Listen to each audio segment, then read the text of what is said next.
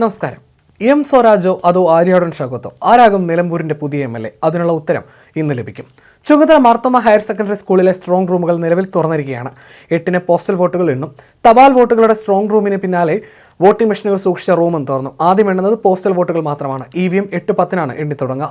ആദ്യ ഫലസൂചന 10 മിനിറ്റിനുള്ളിൽ തന്നെ അറിയാം. 8:30 വഴിക്കടവിൽ നിന്നാകും നിലമ്പൂർ ഉപതെരഞ്ഞെടുപ്പിന്റെ ആദ്യ ട്രെൻഡ് വ്യക്തമാവുക. വഴിക്കടവിൽ 46 ബൂത്തുകളാണുള്ളത്. 75.27% ഇത്തവണ നിലമ്പൂരിലെ പോളിംഗ്. 1,74,667 പേർ വോട്ട് ചെയ്തു. മണ്ഡലത്തിൽ ചരിത്രത്തിൽ ഇത്രയും പേർ വോട്ട് ചെയ്യുന്നതും ആദ്യമായിട്ടാണ്. 1,500-നടുത്ത് പോസ്റ്റൽ വോട്ടുകളുണ്ട്. പുരുഷന്മാരെ അപേക്ഷിച്ച് 12,631 സ്ത്രീകൾ അധികമായി വോട്ട് ചെയ്തത് അടിയൊഴുക്കുകളുടെ സൂചനയായി കാണുന്നവരുമുണ്ട്. 8,000 വോട്ടിന് ജയിക്കാമെന്നാണ് UDFന്റെ കണക്കൂട്ടൽ. അത് 25,000 വോട്ട് വരെ പോകുമെന്നും പ്രതീക്ഷിക്കുന്നു. 2,000 വോട്ടിന്റെ ഭൂരിപക്ഷമാണ് LDF പ്രതീക്ഷിക്കുന്നത്. അതേസമയം ആദ്യ റൗണ്ടിൽ മാത്രം അൻവർ പ്രതീക്ഷിക്കുന്നത് 1000 വോട്ടാണ്. വഴിക്കടവ് പഞ്ചായത്തിലെ വോട്ടുകൾ എണ്ണുന്ന ആദ്യ 4 റൗണ്ടിൽ 5,000 മുതൽ 7,000 വോട്ട് വരെ നേടാനാകുമെന്നാണ് PV അൻവറിന്റെ പ്രതീക്ഷ.